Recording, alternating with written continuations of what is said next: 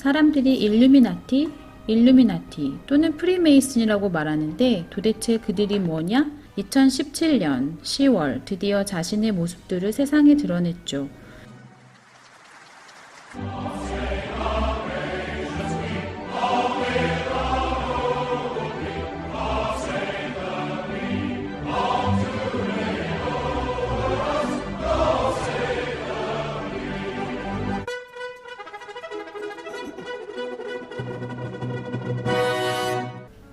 지금 보시는 사진이 간략한 일루미나티의 조직도입니다.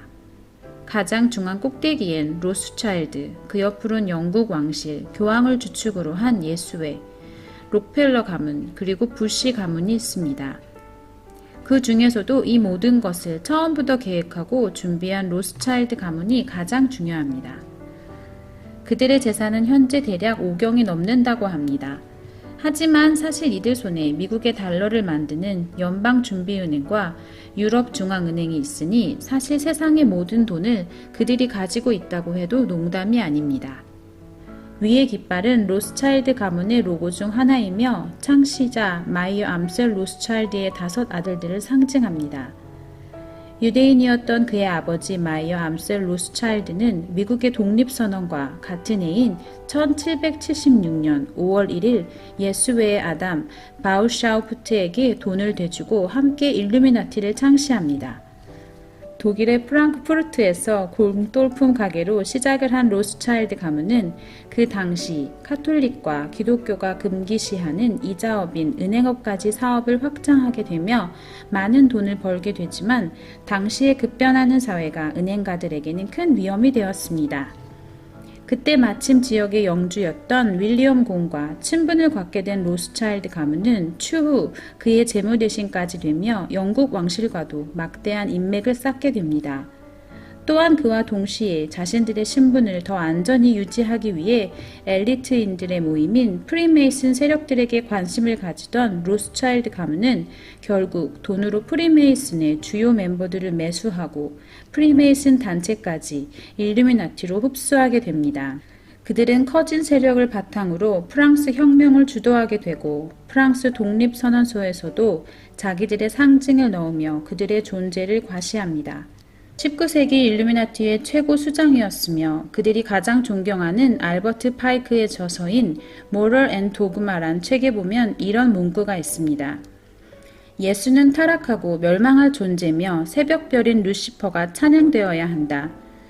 메이슨교는 루시퍼 교리의 순수성을 유지해야 한다. 그렇다.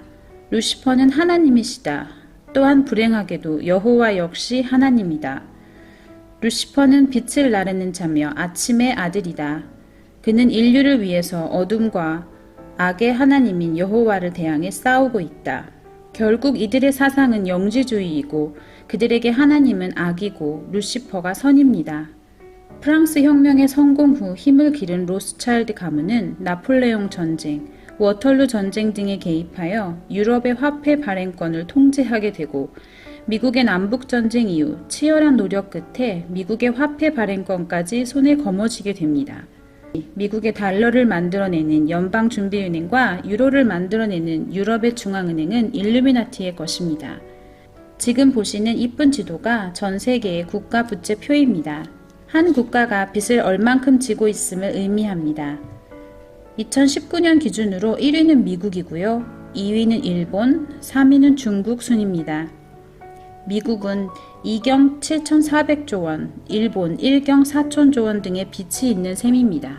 그런데 이런 자료를 수십 개를 보아도 어디에도 이 국가들이 누구에게 빚을 지고 있는지 말해주지 않습니다. 누구에게 빚을 지고 있을까요? 제가 경제학을 해외에서 공부했는데 그때 공부할 때도 누구한테 빚을 지었지? 의문이 들어 교수님한테 물었다가 혼났습니다. 답을 모르시는지 아니면 말할 수 없는 것인지 아직도 의문이네요. 너무나 간단한 답변이지만 결국 로스차일드 가문에 속해 있는 연방준비은행과 유럽중앙은행 또한 그의 수하에 있는 수많은 은행들이 그 국가들에게 돈을 빌려준 겁니다. 윗 뉴스대로 1년에 이자가 3%라고 하면 미국이 이자로만 내는 금액이 822조입니다. 원금 하나도 갚지 못하고요. 그럼 미국 시민들 세금 걷어서 다 누구에게 주는 걸까요? 로스차일드한테 주겠죠. 그럼 이들이 미국을 좌지우지할 수 있을까요? 빚이 있는 국가 중 GDP 대비 1위는 일본입니다. 국가 1년 예산을 한번 볼까요? 2018년도에 일본 국가 전체 예산이 대략 100조엔, 우리나라 돈으로 1200조입니다. 그런데 그중 일본 국가 전체 예산의 약 25%, 4분의 1이 국채비로 나갑니다. 저게 로스차일드 가문한테 1년에 내는 이자입니다. 이 돈들이 다 어디서 올까요? 다 국민의 세금입니다. 여러분의 세금이고 저의 세금입니다. 그럼 도대체 이게 무슨 말인가요? 이 금액이 원금도 못 갚고 거의 이자만 저만큼씩 1년에 내는 거예요. 우리나라라고 크게 다르지 않습니다. 아마 올해는 훨씬 더 많이 늘겠죠. 미국, 일본, 우리나라만 그럴까요? 모든 국가가 빚을 지고 있습니다. OECD 국가들이 이 정도고 이 이외의 국가들도 만만치 않습니다. 이 모든 내용은 조금만 조사해보면 나옵니다. 무슨 음모론이 아니에요. 그래서 결국 세상의 모든 국가가 로스차일드 가문의 눈치만 봅니다. 금리를 올리는지 내리는지. 이 사람이 현재 연방준비은행 의장인 제롬 파월입니다. 이 사람은 그냥 일루미나티가 세운 꼭두각시죠. 뒤에 이 모든 것을 조정하는 자가 있습니다. 지금 보시는 것은 미국의 대통령이었던 존 애덤스의 말입니다. 한 나라를 정복해 예속시키는 방법은 두 가지이다. 하나는 칼로 하는 것이고 다른 하나는 빛으로 하는 것이다. 칼로 하는 것은 저희가 너무나 잘 아는 전쟁이고요. 다른 하나는 바로 빛입니다. 결국 빚을 갚지 못하면 그 빚진 자들은 그 주인의 종이 되겠죠. 그래서 이렇게 미국의 1달러 안에 굳이 자기들이 섬기는 전시안과 피라미드를 넣어 놓은 거예요. 애초에 달러로 세계를 지배할 계획을 가지고 있었던 거죠. 피라미드 밑에 쓰여져 있는 노보스 오두스 세클로룸 이란 단어가 바로 라틴어로 신세계 질서, New Old World입니다. 일루미나티의 목표는 단 하나, 신세계 질서입니다. 바로 단일 정부를 세워 세계를 지배하고 모든 사람들에게 칩을 넣어 통제하는 거죠. 1990년 11월 9일 조지 부시 대통령의 연설이 놀랍습니다. Out of these troubled times, our fifth objective, a new world order can emerge, a new era, freer from the threat of terror, stronger in the pursuit of justice, and more secure in the quest for peace. 그들은 반복적으로 평화를 외치지만 정말 우리가 생각하는 그런 평화일까요? 그들이 말하는 평화는 거짓 평화입니다. 부시 대통령을 시작으로 모든 역대 미국 대통령들이 이 신세계 질서를 외칩니다. 결국 이들은 빛으로 세계를 정복한 셈입니다. 결국 빛으로 한다는 이야기는 이렇게 국가들이 빚을 지고 채무를 갚지 못하게 되면 결국 그 나라의 모든 것을 정복하게 된다는 의미입니다.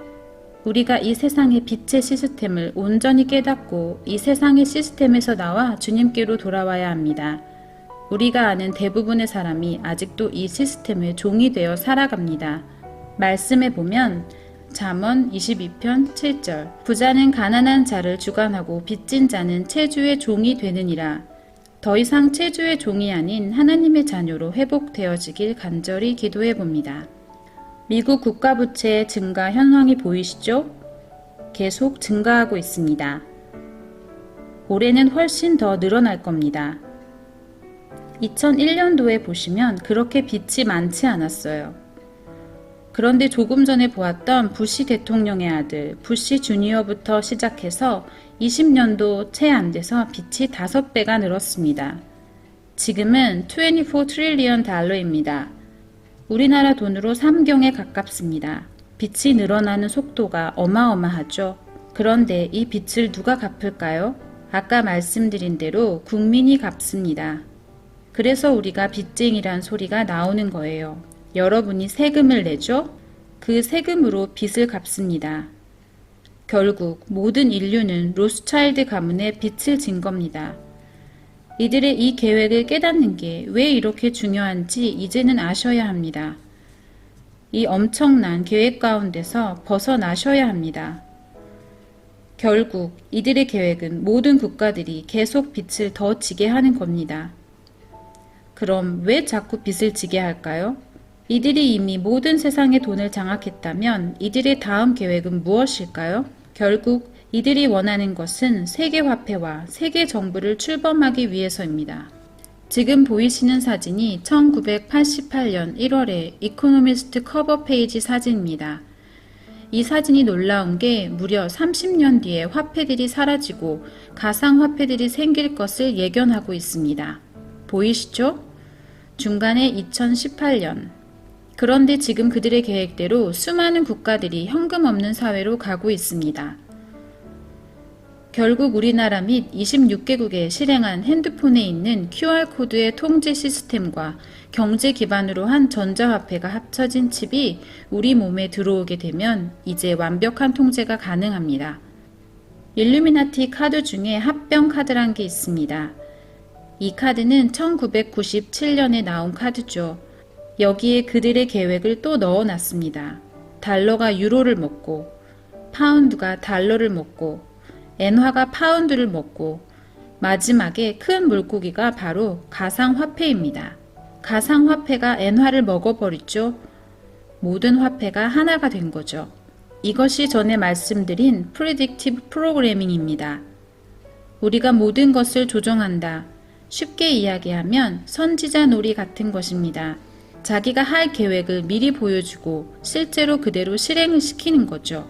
그러다 영상 초반에 보여드린 대로 일루미나티 세력들이 2017년 10월 자신들의 모습을 드디어 세상에 드러냅니다. 이제 너희들이 아무리 해봐라 막을 수 없다 하는 자신감으로 한 것 같아 보이네요. 영상에서 보시듯 가장 중앙에 서 있는 그랜드 마스터 33도는 바로 영국 왕실의 에드워드 켄트 공작입니다. 엘리자베스 2세 여왕의 사촌 동생이죠. 그리고 자기들이 1달러 안에 전시안을 넣은 것도 농담처럼 이야기합니다. 결국 이들의 전략은 일부러 개인이나 국가가 빚을 지게 하고 그들이 갑자기 갚을 수 없는 상황을 조장하여 그들의 산업을 장악하는 그런 방법들을 꾸준히 썼습니다. 우리나라 IMF 사태 생각하시면 쉽습니다. IMF도 이미 일루미나티가 다 장악했습니다. 최근에 한국 영화로도 그들의 전략들이 다 드러났었죠. 그로 인해 기업과 은행들이 해외의 헐값에 매각되고 현재의 우리나라 6대 은행의 외국인 지분을 보면 보이시죠?